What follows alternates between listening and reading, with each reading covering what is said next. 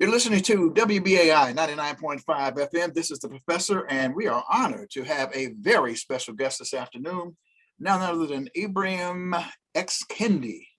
And I'm telling you, this is very special. Ibram X Kendi is the Andrew W. Mellon Professor of Humanities at Boston University and the director of the Boston University Center for Anti-Racist Research. Professor Kendi is also a contributing writer at The Atlantic and a CBS News correspondent. He is the author of The Black Campus Movement, Black Students and the Racial Reconstitution of Higher Education, 1965 to 1972, which won the W.E.B. Du Bois Book Prize. He wrote the book Stamped from the Beginning, The Definitive History of Racist Ideas in America, which won the National Book Award for Nonfiction. And of course, the New York Times bestseller, How to Be an Anti-Racist. My brother, welcome to Vantage Point on 99.5 FM in New York. Oh, it's great to be on with the professor. Thank you so much. Well, I want to jump right into it. But before we, sort of get into the substance of the discussion, I'm always interested in how people become who they are. So I just want to start by asking you, you obviously have become a leading public intellectual and scholar activist.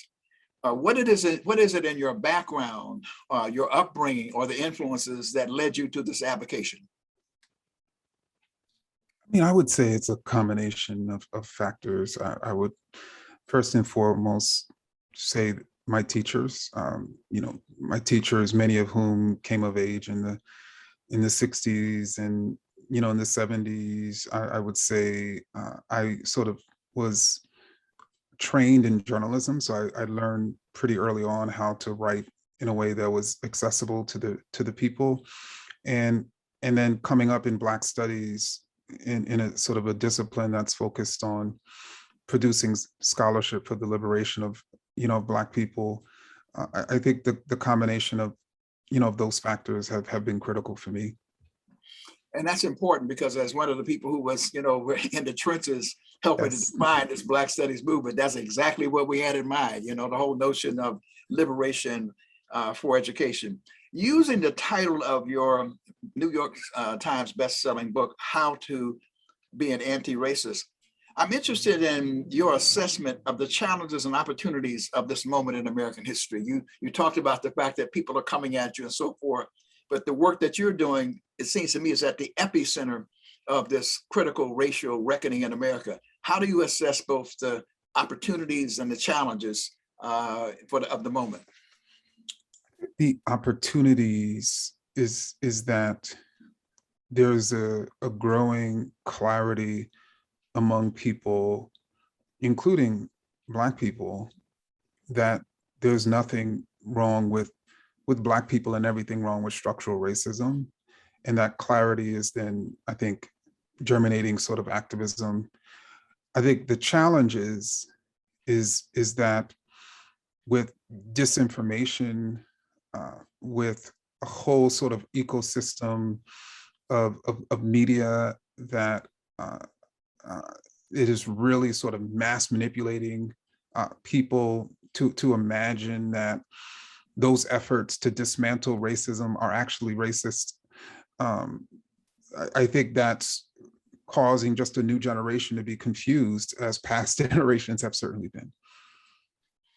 So how dangerous is this moment in that regard? Back in the day when we were coming along, I was coming along in my generation, we talked about the dying gasp of racism and white supremacy. We really meant it, but it seems now that, with the assault on the Capitol, the insurrection that took place in January 6th, and all of the different manifestations that we're seeing, this really is kind of the dying gasp, and it seems like it's pretty dangerous.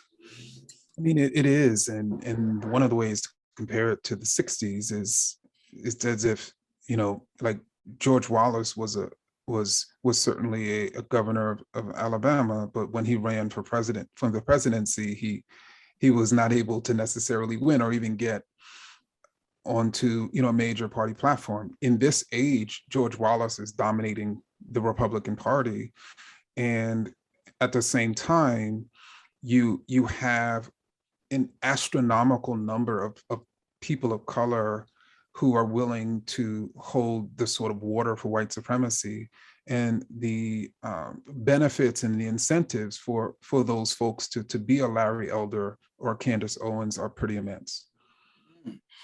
Wow, yeah, it is really, really, really quite an interesting moment. The work that you do, how to become an anti-racist, are you seeing benefits from that in terms of at least getting larger numbers of white folks to embrace the nature of what white supremacy is and acting on it in a way that can contribute to the success of, dare I say, a movement for a more perfect union? Well, I do think there are many white folks who have recognized that there's really no such thing as a sideline in this struggle. And for too long, they have imagined, well, if they weren't in the Klan or if they weren't Donald Trump, that they were not part of the problem. And I think they're realizing that to do nothing is to be complicit in the maintenance of the status quo of inequality and white supremacy. And I think there are more and more white people. Indeed, last summer, a majority of white Americans told a pollster for the first time that racism existed and was a bad problem. So I do see some movement among white folks, just as at the same time, other white folks are moving further away, and trying to figure out ways to maintain or reestablish white supremacy. How important is it that the president of the United States, Biden, has really, one might say, have the audacity to actually use the term, white supremacy?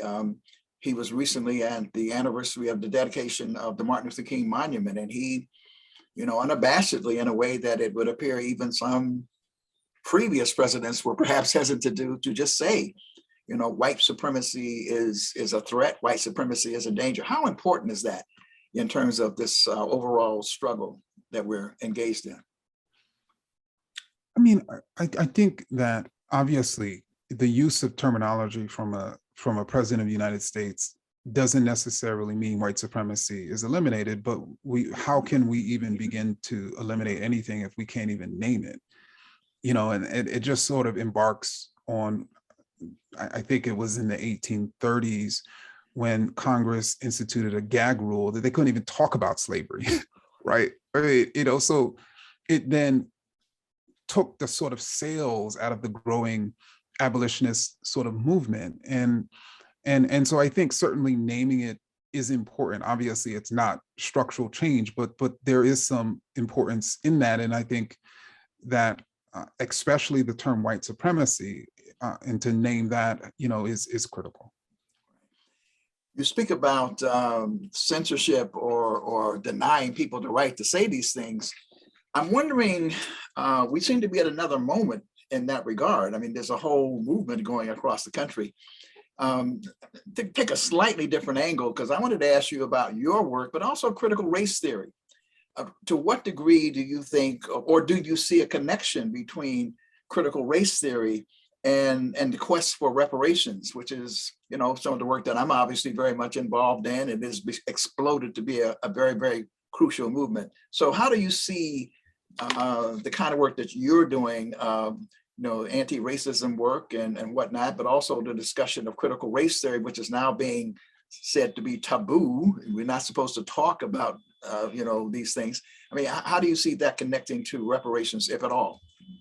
So I think the way that it connects to reparations is that you have those who are currently simultaneously defining critical race theory and opposing it, and in a way that critical race theorists wouldn't recognize, are stating that racism is a thing of the past, that those who talk about racism are the real racists, are stating that the cause of, let's say, the massive racial wealth gap or gaps in poverty or income is the result of what's wrong with Black people. And so I think that ideological sort of process then leads them to think it's heresy for us to propose reparations. And so I think they've created an ideological condition that blames people as opposed to policy and power, and imagines that repair has already happened, and indeed imagines that the people being harmed are white children, as opposed to all of our children if they're not being taught about racism. Well, finally, what's next? I mean, you've done so much. So what's next for Ibram X Kendi? What's your next move, brother? So I just announced the other week that my next book is focused specifically for parents and teachers on, especially in this moment, on how to raise, children. And so after I wrote How to Be an Anti-Racist, I was constantly bombarded from teachers and parents and caregivers of children, like, okay, how do I teach this to my kids? Right. How do I ensure that my Black child doesn't think that there's something wrong with them or people like them? How do I ensure that my white child recognizes that they're special when they're kind, but they're not special because they're white? And so I wanted to sort of write on that. And so my next book, which isn't coming out till June, but it's called How to Raise an Anti-Racist. Right. Well, Professor, I just want to thank you so much for taking time out of your incredibly busy schedule to spend some time with us here on Vantage Point 99.5 FM. That's WBAI in New York on the Pacifica Network. Professor, thank you so much, and Godspeed. We certainly need you, and we hope to do this again sometime. You're welcome. Thank you so much, Dr. Daniels, and for all your courageous work, over the years. We all really appreciate it. Thank you so much. All right, we're going to go back to our next segment here on WBAI.